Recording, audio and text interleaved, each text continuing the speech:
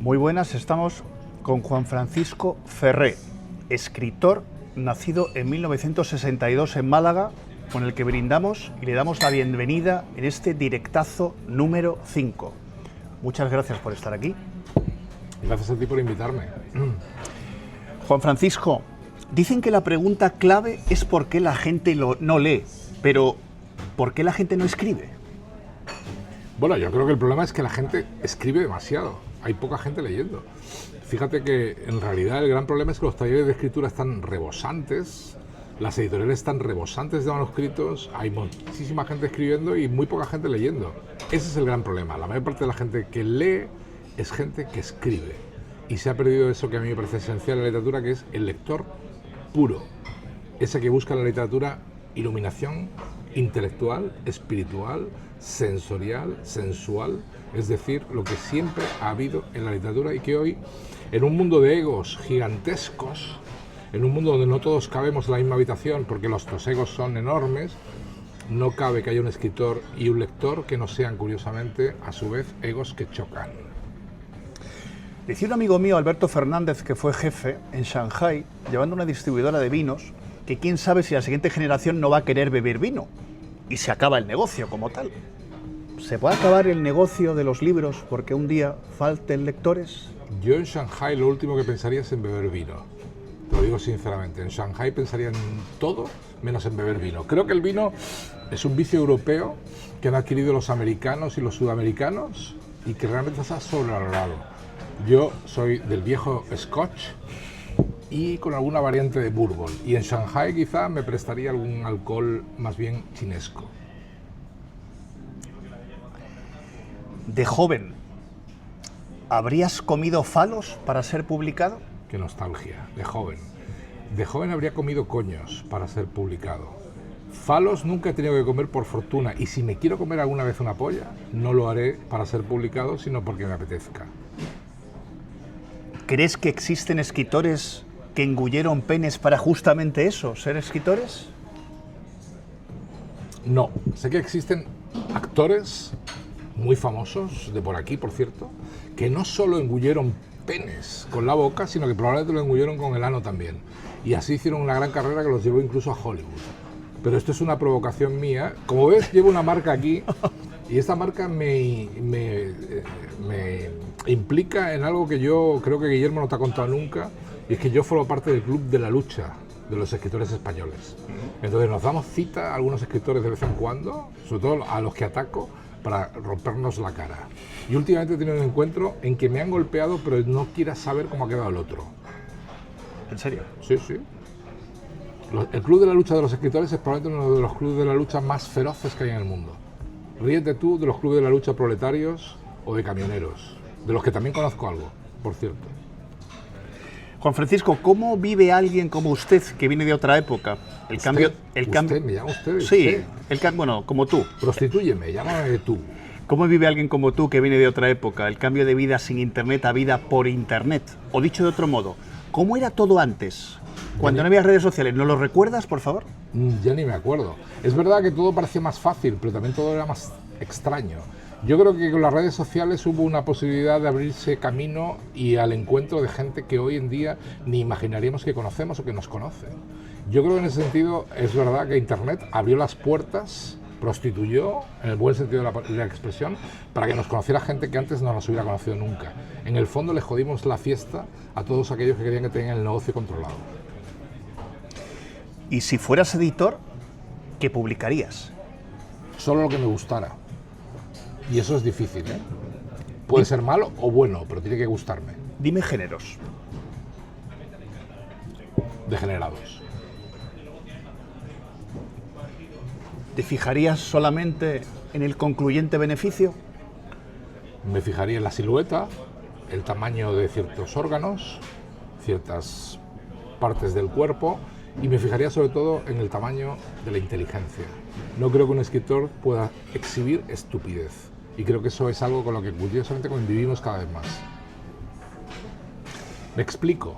Es decir, aceptamos que un escritor sea un cursi, un mediocre, un mezquino, o al fin y al cabo un hijo de vecino, que exhibe sus vicios, que son bastante comunes, por cierto.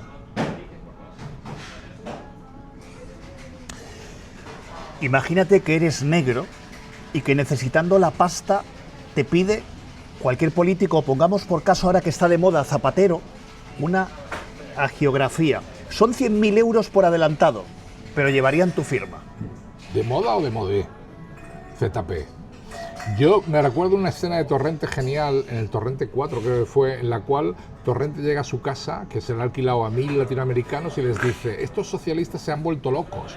Pues no dicen que el primero que llegue a la sede de la Seguridad Social le van a entregar 3.000 euros. Y entonces hay una estampida de latinos que salen corriendo hacia el Ministerio de la Seguridad Social. Bueno, pues esa es mi idea de la sociopolítica en la que vivimos. En realidad, me gustaría ser negro, porque desde que leí a Gambo creo que ser negro está guay. Viendo porno uno aprende que ser negro también está guay, aunque eso sí, te diría que el mal gusto que tienen los negros en general es usar calcetines mientras follan. Demasiado. Un vicio muy frecuente. O sea, es como si estuvieran acomplejados de sus pies. Fíjate tú, exhiben sus rabos y ocultan sus pies. Nadie es perfecto. Curiosamente yo utilizaba esa prenda también para hacer el acto, pero tenía que ver con una hernia discal, que me dijo el médico... Eso es muy japonés. No, me dijo el médico, siempre cúbrete los pies, que no te dé frío. Un día una señora me dijo, pues no es usted negro, ¿qué hace con calcetines? Yo creo que curiosamente el frío los negros lo pillan por el rabo. Juan Francisco, ¿presidente de Real Madrid o gerente de las saunas del suegro de Pedro Sánchez? Yo preferiría ser presidente del Real Madrid. El palco, ¿sabe usted la cantidad de cosas que se pueden hacer en un palco como el del Real Madrid? Viendo a esa multitud a tus pies, con todo cubierto, con esa calefacción. Lo de las saunas es una cutrez. Y tener un presidente que viene de ahí me preocupa. Me demuestra que nuestro país no ha dado la talla. ¿Por qué la inmensa mayoría de demócratas,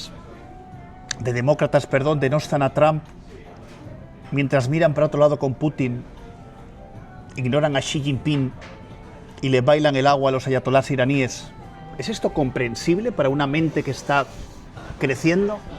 No, es una más de las incongruencias en que naufraga la izquierda global. Trump es un personaje odioso y envidiable a la vez. Es decir, yo creo que lo que le pasa a Trump es que lo han envidiado demasiado porque ha sido un súper promotor inmobiliario, rey de Nueva York, ha vivido en una torre privilegiada, Don DeLillo le dedicó una novela sin confesar lo que se llama Cosmópolis. Era un tío que follaba al día como pocos han follado y al mismo tiempo tenía un poder económico que le llevaba a estar arriba y abajo continuamente. Es decir, ha conocido la bancarrota del mismo modo que la riqueza. Y yo creo que eso no se le perdona a un presidente. Un presidente normalmente es un animal político y Trump es el menos político de los animales, pero es un animal. Si fueras ministro de Cultura, ¿cuál sería la primera medida que tomarías? La primera. Ese anacronismo llamado Ministerio de Cultura, es decir, ese intento de controlar la cultura desde el gobierno, desde el Estado, la primera medida sería abolir mi ministerio. Fabuloso. Y si fueras presidente del gobierno, ¿cuál sería la medida más impopular? Bueno, como diría Borges, si fuera presidente del gobierno y tuviera ese poder, aboliría la función de presidente de gobierno. Porque yo creo que con el tiempo, como decía Borges, mereceremos no tener gobiernos. De hecho, fíjate, este fin de semana se cumplen 40 años de la muerte de Borges. Si hay una figura que echaremos de menos, algunos de los que vivimos en el siglo XX, es la suya. ¿Tiene que ver tu respuesta, podría ser, con que cada vez las democracias están más desprestigiadas y vamos a acabar como en Asia, con un dictador al que no se le puede rechistar, pero mientras la economía funcione, todo va bien? A pesar de lo que dicen mis enemigos, yo no soy partidario de la ilustración oscura, Dark Enlightenment, lo llaman algunos, ¿no? Esta especie de versión neorreaccionaria de lo que es la ilustración. Podemos prescindir de la democracia, podemos prescindir del pueblo, podemos prescindir del voto, porque podemos gobernar supuestamente con élites que saben hacia dónde debe ir la sociedad. No soy nada partidario de eso. Sigo creyendo, probablemente de un modo anacrónico, en la vieja democracia. ¿Cuánto robarías de las arcas públicas si supieras que vas a ser alto cargo por espacio de un lustro? 0. Robar de las arcas públicas me parece uno de los mayores crímenes que se pueden cometer. Róbale a tu vecino, métele la mano en el bolsillo, métele la mano en la bragueta, métele la mano en las bragas, pero no robes de las arcas públicas porque esa gente ha trabajado mucho para pagar impuestos. ¿Por qué los políticos se pelean tanto por la sanidad pública para que siga siéndola si luego los impuestos nos carcomen la salud? Para enmascarar el hecho que las élites tienen una sanidad que no podemos ni imaginar y que realmente la sanidad pública no va a cubrir nunca aquello que va a ser la clave del siglo XXI. Estar sano no es importante, lo importante es vivir 100 o 150 años y vivirlo en condiciones saludables de juventud eterna, y eso va a estar al alcance de muy pocos. La lucha por la sanidad pública es una forma de enmascarar que en el fondo hay unas élites que van a vivir o van a ser inmortales. Juan Francisco, ¿el estado de paz donde residimos, o eso nos cuentan, no habrá conseguido detener el derecho a manifestarnos de verdad? ¿Por qué nadie ya se levanta de la silla para jugársela en la calle a pedradas? Porque estamos anestesiados. No tú y yo, evidentemente, pero en general el grupo humano al que pertenecemos está anestesiado. Porque en el fondo, después de la pandemia, la gente ha aprendido a vivir bien, a vivir confortable con muy poco, a conformarse en el fondo con muy poco y crear problemas, lanzarse a la calle, como tú dices, tirar pedradas, normalmente trae problemas y la gente no quiere problemas. La gente quiere vivir una vida básica, prosaica, mínima, bajo mínimos incluso, con tal de no tener problemas. Y eso es un éxito del poder. ¿Qué mentira te apasiona más? ¿Que los Reyes Magos son los padres o el no a la guerra? Bueno, yo recuerdo cuando tenía 11 o 12 años, el mismo individuo que me descubrió que los Reyes Magos eran los padres, me descubrió lo que era follar. Me dijo, tú no sabes de dónde vienes, pero para que tú hayas nacido, tu padre y tu madre tuvieron que hacer algo que yo te voy a describir. Y me lo describió gráficamente. Qué bueno. Desde entonces descubrí que efectivamente lo de los Reyes Magos y los padres va junto, es un pack común. ¿Y qué opinas del no a la guerra?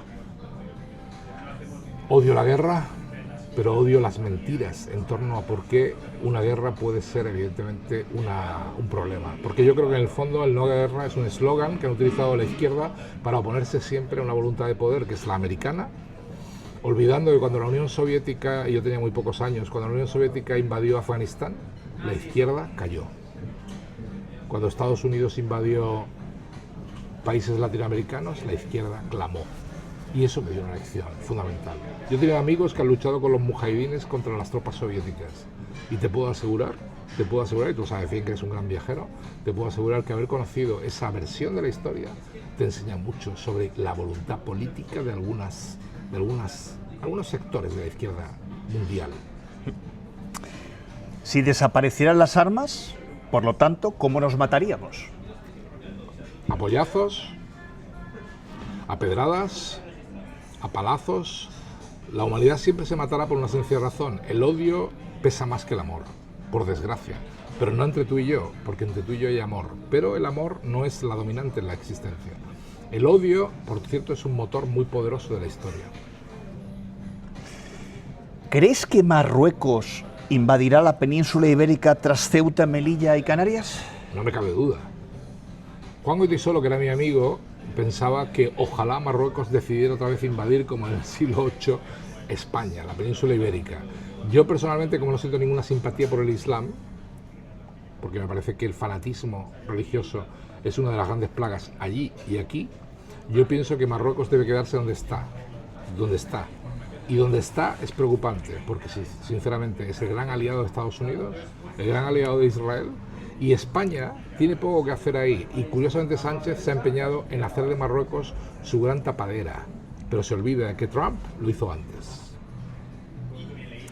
¿Crees que viajar en algunos casos debería ser tratado psicológicamente? Sí. La necesidad de fugarse, la necesidad de huir de este mundo, de salir de este mundo, efectivamente es una gran tentación y puede ser patológica en algunos casos. Pero creo que esa patología es saludable. Creo que viajar es una de las únicas patologías saludables que yo reconozco. Mucho más que la heroína o que cualquier droga. Evidentemente viajar más, antes de chutarte algo, date un viaje. Sobre todo porque vas a descubrir un mundo o un planeta que merece ser descubierto. ¿Pero qué viajes, Juan Francisco? Esos viajes donde llegas a una capital y te encuentras la tienda que te encuentras en la calle Larios de Málaga, las personas Sí, pero- con las que convives, los hábitos y gestos, el mismo café, el mismo nombre, el matcha que se ha convertido en palabra habitual. Es verdad. Es verdad que la globalización ha estandarizado el mundo del planeta, pero yo he de decirte que mis viajes a Nueva York, mis viajes a Los Ángeles, mis viajes incluso a Cuba, no son comparables. No son comparables, a pesar de que efectivamente en todas partes se haya encontrado las mismas tiendas o haya encontrado similitudes preocupantes, pero con todo y con eso hay diferencias. Y creo que esas diferencias, como decían en Pulp Fiction, por cierto, esas diferencias son las relevantes. Gran película. ¿Son las redes sociales la defunción del hombre que piensa, aunque no lo ejerza, el pensar? ¿Qué es esto de la inteligencia artificial? Bueno, es que acabo de escribir un artículo sobre el Papa y la inteligencia artificial, que se publicará mañana. La inteligencia artificial creo que es una imagen de Dios muy poderosa, es omnisciente, es omnipotente cuando sea realmente lo que promete ser, y efectivamente sustituirá a Dios en nuestra mente, porque será más poderosa que Él. Pero mientras tanto tenemos que conformarnos con versiones mediocres, que es lo que tenemos en este momento. Pero yo creo que las redes sociales, por el contrario, son una forma de no estar solo.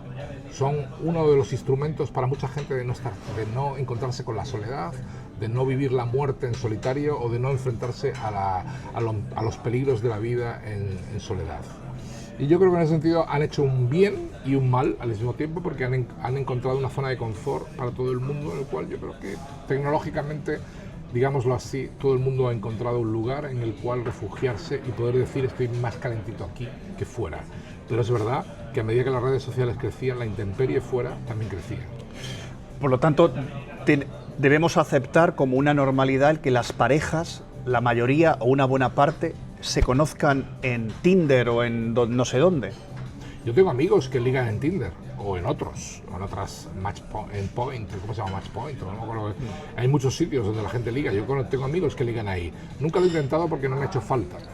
Pero sinceramente creo que ligar a través de Internet es una forma, evidentemente, de demostrar que quedarte en el círculo de tus amigos como si fuera un pueblecito es muy limitado. Creo que ha ampliado el mundo y tú puedes ligar hoy en día con cualquier parte del mundo. Y a mí me parece bien, eso me parece una de las grandes virtudes de nuestro mundo. Pero entonces, ¿por qué Follar global se puede llamar. Sí, pero entonces, ¿por qué aparentamos, ya sea en las redes sociales, tras el gimnasio, con los tatuajes? ¿Por qué imprimimos una forma de vernos que no es la correcta en esas redes sociales donde tratamos de ligar? Ejemplo, me ha pasado a mí. Cuando estaba soltero, no tenía pareja, he llegado a quedar con gente por una red social y he tenido que decir, disculpa, no te pareces en nada a la de la foto. Ni en el tamaño, ni en la cara. Disculpa.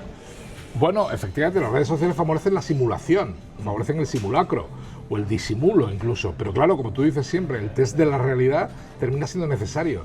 Porque si tú quieres follar, por muchas imágenes que vendas por internet, al final vas a tener que desnudarte delante de otro. Y esa es la clave. Por eso yo creo que hay alguna parte de simulacro que a mí no me interesa y es lo que me mantiene alejado de esas redes, porque yo sigo creyendo que en el fondo desnudarte delante de otro es la clave.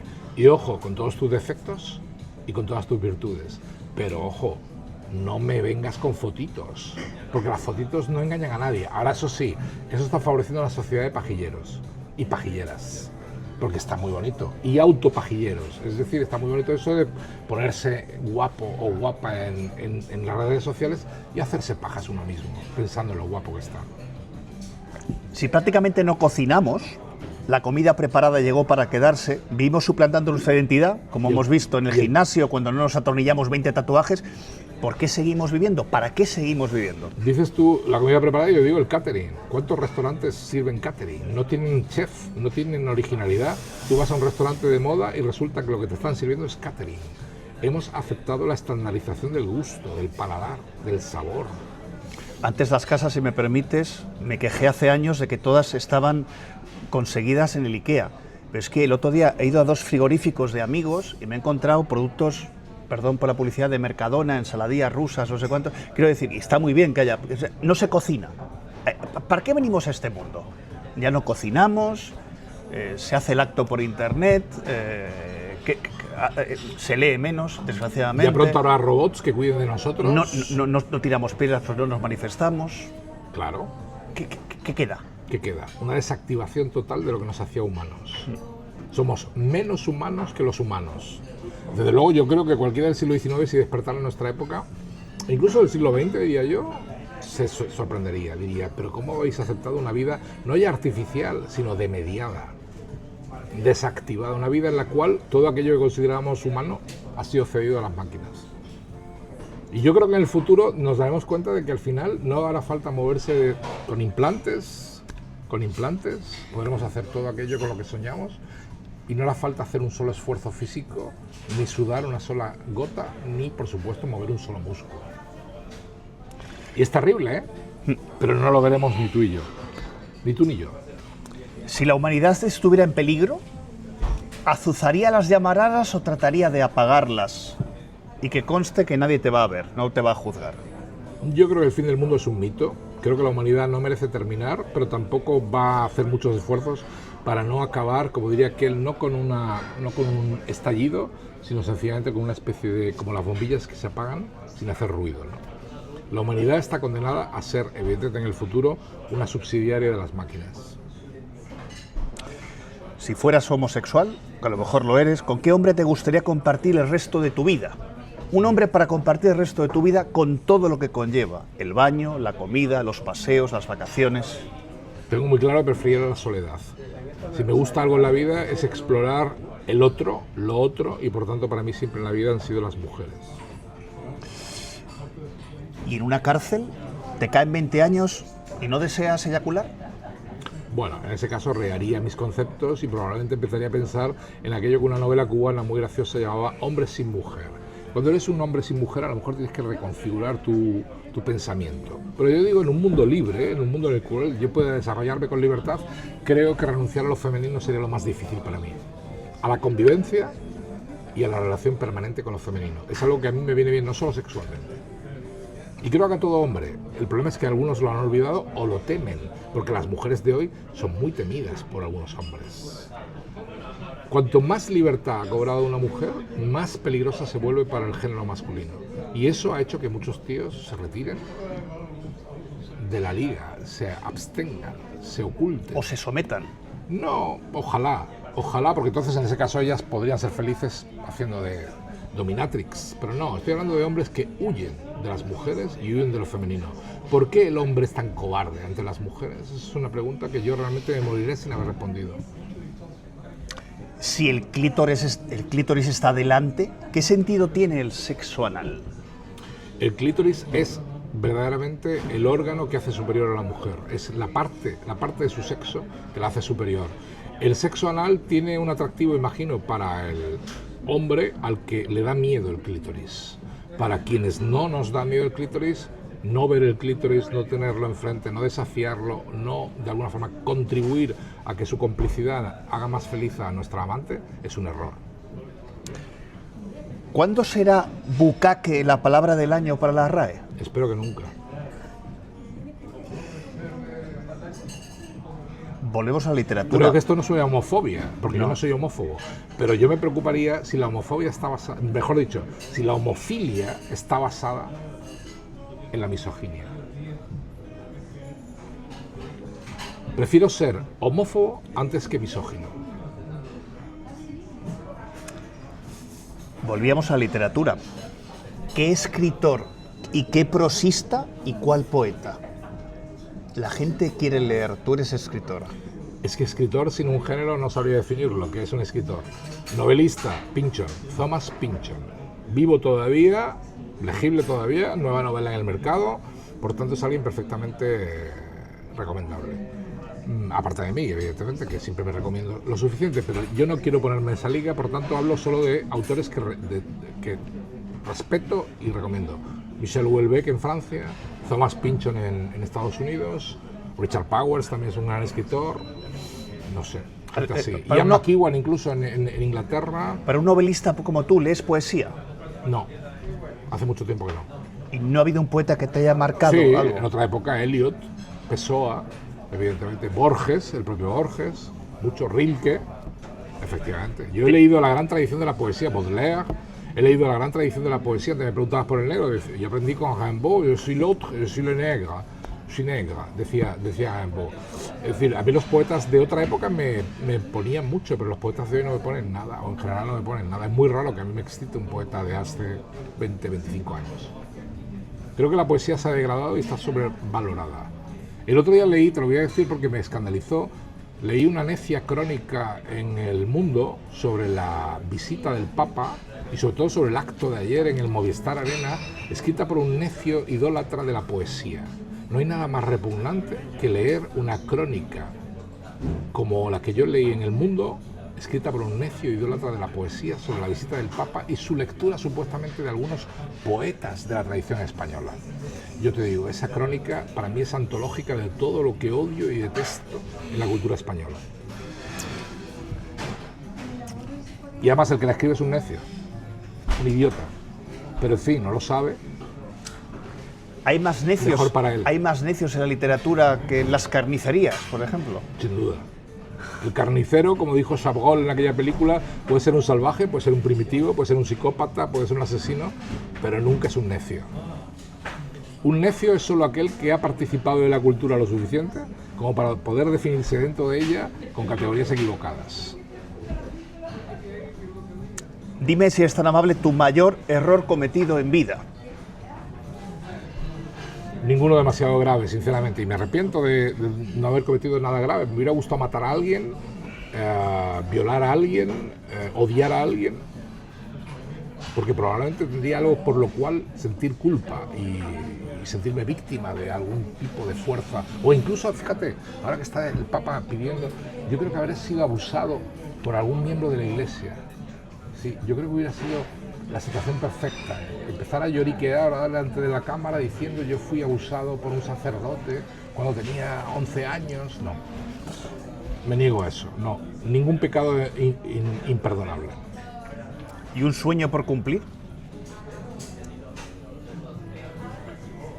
Hombre, me gustaría volver a vivir la vida con 20 años. ¿Sabes quién es Alberto Olmos? Sí, lo conozco.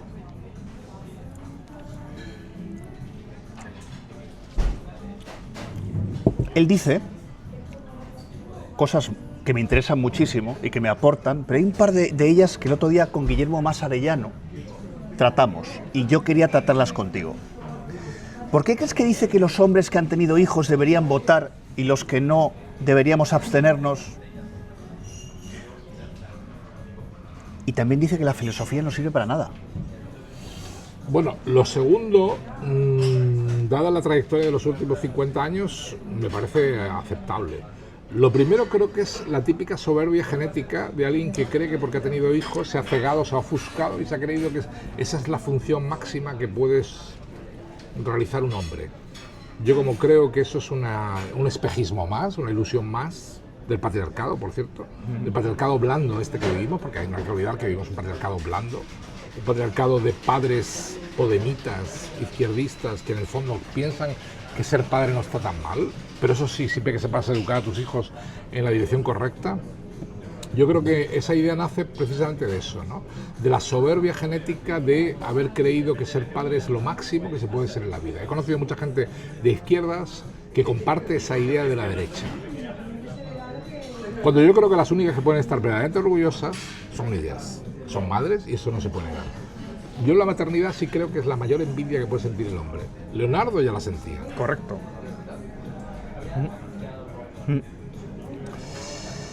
¿Un herpes genital es señal de éxito o de fracaso? Es una estupidez. Yo nunca lo he tenido, fíjate. En una época de mi vida follé alegremente y nunca contraje ninguna enfermedad venérea. Yo creo que se debía más bien a la generosidad y a la gentileza de mis amantes. Y a la higiene, por supuesto.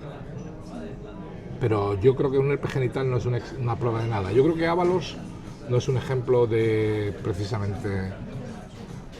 No sé si ha ido muchas veces al urólogo o no, pero creo que no es la clave. Don Juan creo que no contrajo nunca ninguna enfermedad venérea.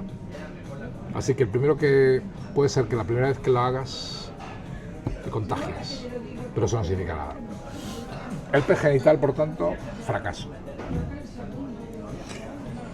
¿Por qué Espero que no te haya ocurrido nunca. ¿Por qué el amor a un animal, también aceptado por la sociedad, se multa si comenzaran las relaciones íntimas? En eso es... Yo soy un animalista que no participa de los valores del mundo animalista, pero te diría que efectivamente no puedo entender por qué, curiosamente, cada vez nos acercamos más a una concepción animal de nuestra propia condición y cada vez más negamos la posibilidad de tener relaciones íntimas con un animal. Yo no las he tenido nunca, no me interesan, pero sin duda ninguna no me parece raro que alguien lo haga. Te recomiendo una película de Eloy de la Iglesia que se llama La Criatura, donde Ana Belén se folla a un perro. Y es muy interesante ver aquello, porque es una historia alegórica de la transición de la democracia española y es una película que te demuestra que, ¿por qué no? ¿Por qué no? ¿Dónde están los límites? ¿Quién los marca? ¿Por qué? Yo digo, como el Marqués de Sade, él vivió en una cárcel, pero para él era evidente que vivía en una cárcel.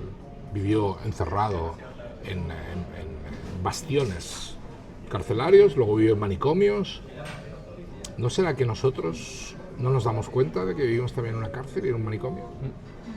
Sin darnos cuenta. Estamos aquí, en este lugar tan maravilloso, y no sabemos que a lo mejor encima nuestro hay una cárcel y un manicomio.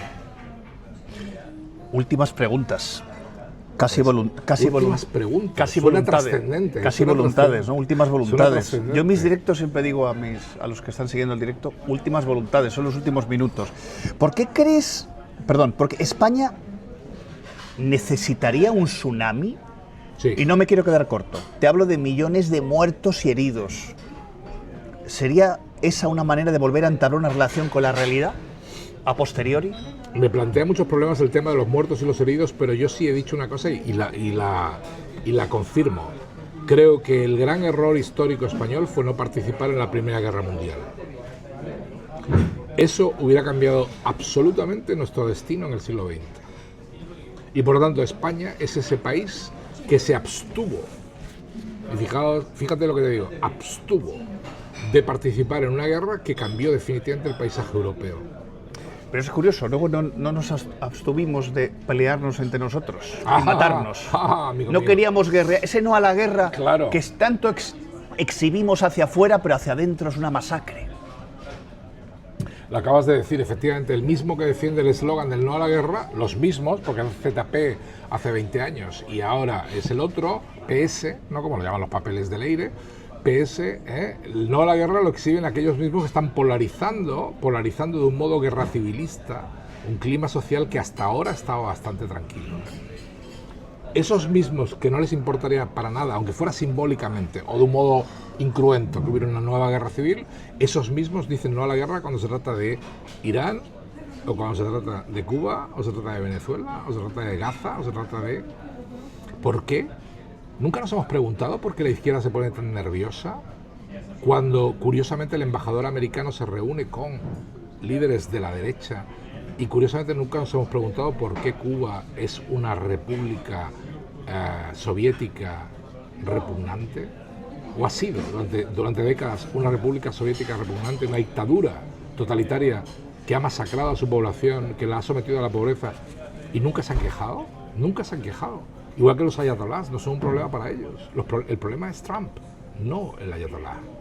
Yo siempre digo lo mismo, Trump es odioso, sí, pero ¿y los ayatolás? ¿Qué palabra utilizaríamos? Como decía Wittgenstein, ¿quedan palabras para significar lo que significa esa gente, lo que es esa gente, lo que representa esa gente, lo que ha hecho esa gente? Mira, ahora ha muerto Satrapi, una mujer que se jugó la vida para irse a Francia y escribió uno de los cómics más anti-yihadistas y anti-iraníes, anti-ayatolá que existe, que es, ¿cómo se llama Persépolis. Y ahora ha muerto la pobre de tristeza porque su marido murió hace un año. Esa mujer vivía en Francia y esa mujer odiaba a los ayatolás más que tú y yo juntos. Nunca la izquierda reconocerá el valor de ese tipo de gente. Decía un tal Iturralde, de estos analistas que hay de geopolítica, luego hablan desde Bilbao, desde Madrid, no salen y tal. Él justamente decía eso, ¿no? Que se me acaba de ir el santo al cielo. Sí, pero yo te diría, ya que hablas de Bilbao, yo te diría que en la época, yo escribí una novela, mi primera novela se llama La fiesta del asno, y tenía como protagonista una etarra, Y dices tú que estamos anestesiados. ¿Cómo estuvo la sociedad vasca mientras mataban allí sistemáticamente a una parte de la población simplemente porque no compartían sus ideales? Y ahora, ¿qué está pasando en el País Vasco? Que han olvidado, han borrado totalmente ese pasado, y aquellos que curiosamente enarbolaban la bandera del terrorismo, ahora amenazan con hacerse con el poder allí. Porque hay una juventud que ignora totalmente que esa gente utilizó en un momento determinado las bombas y las pistolas para matar a vascos. Y a españoles, pero a vascos. Sí. Y eso se ha olvidado, tío. Esa parte sangrienta de la historia. Entonces eso te revela cómo es la naturaleza humana. No hace falta extrapolarlo. Interesada, es que es interesada. Extrapolarlo. No, pero también es amnésica. Porque la misma izquierda que moviliza la memoria histórica es la misma izquierda que ha borrado totalmente los signos de lo que fue la lucha de ETA para legitimar a Bildu. El mismo Partido Socialista que reprocha al PP sus pactos con Vox es el mismo que pacta con Bildu sin complejos. Y estoy politizando esto, pero ¿sabes por qué? Porque yo, curiosamente, miro la realidad desde un punto de vista no partidista, pero sí que la observo como un analista, curiosamente, no diría neutral, pero sí en todo caso bastante clínico. No tengo compromisos, porque los líderes de la derecha me parecen tan impresentables como los de la izquierda, pero a mí lo que no me pueden vender es las ideas podridas que algunos tienen sobre la realidad. Lo que pasó en el País Vasco no puede ser que 20 años después haya sido limpiado, lavado, higienizado, de tal modo que aquellos que han sido herederos de ETA ahora vayan a ocupar, curiosamente, el poder en, curiosamente, Euskadi. Y también, curiosamente, estén condicionando al gobierno de España. A mí me van a perdonar, pero yo, que no soy de derechas, esto lo veo clarísimo. Y eso es una prueba de cómo funciona el poder y cómo funcionan las ideologías. Me acabo de acordar. Alberto Iturralde decía en sus análisis a su público, en donde estaba yo, decía, es que en Irán no hay internet. Y yo decía, pero ¿cómo que hemos estado ahora en Irán? Y decía, lo han cortado. Es como que no hay. No se pueden explicar las cosas desde ese punto de vista. ¿Por qué la información se ha convertido en un derecho a manipular en torno a likes, clics e ingresos? ¿Por qué somos gurús de algo que no es cierto? ¿Y por qué hay 300.000 personas que lo siguen a pies juntillas y dicen, creo en este señor? Bueno, da igual que sea Iturralde, sí. Perdón por Iturralde, que sí, ni lo conozco personalmente, da igual que sea un político, da igual que sea el de izquierdas, el de derecha. ¿Por qué hacemos esto? ¿Por qué no nos contemplamos a nosotros mismos y decimos, ¿me estará mintiendo? ¿Me hago alguna pregunta? ¿Por qué aceptamos lo que nos dicen? ¿Por qué leemos el periódico diciendo, yo quiero este periódico, me cuente lo que me cuente? No, porque leemos El País y creemos que todo lo que nos cuenta es verdad. ¿Y por qué creemos que efectivamente el hecho de que Zapatero o Sánchez pacten con China es menos culpable que cuando el PP pacta con Vox? Es decir, ¿por qué creemos que China es un actor legítimo en la escena internacional y sin embargo Trump es un corrupto, es un putrefacto, es alguien a quien hay que considerar un fascista potencial, cuando ha sido elegido por millones de americanos? Es decir, yo insisto, yo estoy en una posición absolutamente contraria a la izquierda y a la derecha, estoy en una posición externa a eso, estoy en un tercer partido, un tercer país, si tú quieres. Para mí las dos Españas me aburren profundamente, pero lo que no estoy dispuesto a tolerar es que China sea un actor legítimo y Estados Unidos. Ese país que todos deberíamos pensar que en lo bueno habría que imitarlo, y lo hemos imitado, y lo bueno que tiene ese país lo hemos sabido aprender. ¿Cómo es posible que creamos que una democracia como la americana produce un Trump y consideremos que eso sea una especie de abyecto dictador?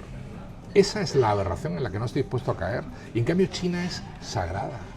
O sea, Zapatero o Sánchez pueden exhibir sus relaciones con China, igual que Podemos puede exhibir sus relaciones con Venezuela o con Irán impunemente, mientras que cualquier aproximación a la bestia, como la llaman algunos, necios, como el que te decía hace un momento, el cronista, que solo valora a Bad Bunny, lo pone por las nubes porque es anti-Trump, porque si fuera pro-Trump no lo valoraría. Ese mundo yo no lo compro, no lo comparto. Y eso es lo que me parece que la inteligencia tiene que hacer, porque si hay un valor que defiende es la inteligencia, y la inteligencia es crítica y analítica, y no compro los productos que están en el mercado, sean de Mercadona, o del Partido Socialista, o del Partido Popular, o de Podemos, o de Izquierda Unida. Y eso es el problema. Creo que en política falta inteligencia y sobra, ¿cómo decirlo? Necedad no, diría algo más. Sobra sentido obtuso de la realidad. Estamos terminando. Fanatismo y sectarismo. ¿Por qué en España se levantan mezquitas y en el mundo musulmán las iglesias no forman parte de su nuevo mundo inmobiliario, cuando no directamente las queman? ¿Por qué no hay reacción a esto? ¿O es incierto lo que estoy preguntando? Porque nos han inoculado el virus de la xenofobia y del racismo, y cualquier comentario que hagamos tú y yo sobre la cuestión islámica inmediatamente va a ser interpretada como xenófoba o racista directamente. Cuando yo creo que, como tú dices muy bien, las democracias son demasiado generosas con aquellos que no son generosos con la democracia. Yo siempre digo lo mismo, los enemigos de la democracia no deben ser tolerados. Se llame ETA, se llame Bildu, se llame Podemos, se llame Islam, se llame lo que sea, ejército islámico o sencillamente bolivarianismo o evidentemente el movimiento o marxismo-leninismo, evidentemente. El problema de la democracia es que es vulnerable y siempre lo ha sido porque es demasiado generosa con sus enemigos. Y yo creo que la democracia, si hubiera sabido defenderse... Mira, Churchill es el ejemplo. Churchill entendió más que ningún otro inglés por qué Hitler y la Alemania nazi eran el enemigo en los años 30 y 40. Y lo supo demostrar. Yo lo siento, pero nos hace falta más Churchill y menos Hitlers de izquierda y de derecha. Como tiene que ocurrir, ¿cómo te gustaría morir? Sin estrépito, sin dolor, sin demasiado sufrimiento, a ser posible de un modo fulminante, pero sin miedo a la muerte, porque realmente hace mucho tiempo que resolví ese tema. La muerte me parece una cuestión biológica, física, que tengo totalmente asumida, aunque evidentemente no quiero que se adelante. Preferiría vivir 100 años, pero que esos 100 años sean gratos, satisfactorios, y que mi muerte sea como apagarse. Juan Francisco Ferrer, muchísimas gracias. Es un inmenso honor haberte tenido aquí en la entrevistaza. Espero que nuestros seguidores, los oyentes, los que visualizan esto estén contentos y que dentro de unos años alguien te recuerde esta entrevista como algo positivo. Para mí ha sido un honor tenerte aquí. Gracias a ti, pero lamento que no seas una inteligencia artificial, que es para mí la única inteligencia que ahora mismo considero a mi nivel o al nivel del Papa incluso. Yo creo que en el futuro nos daremos cuenta de que la inteligencia artificial es nuestro futuro, aunque seamos pesimistas en este momento porque nos hacen creer que la inteligencia artificial es peor que la inteligencia natural. Yo digo que visto lo visto los políticos que tenemos, visto los gestores que tenemos, visto los ejecutivos que tenemos, los CEOs que tenemos, creo que la inteligencia artificial no puede hacerlo peor. Por tanto, no le tengamos miedo y confiemos en que hemos creado un ser superior que va a saber llevarnos al mejor sitio. Aunque sea la destrucción, tampoco estaría mal. Un abrazo muy fuerte. Igualmente.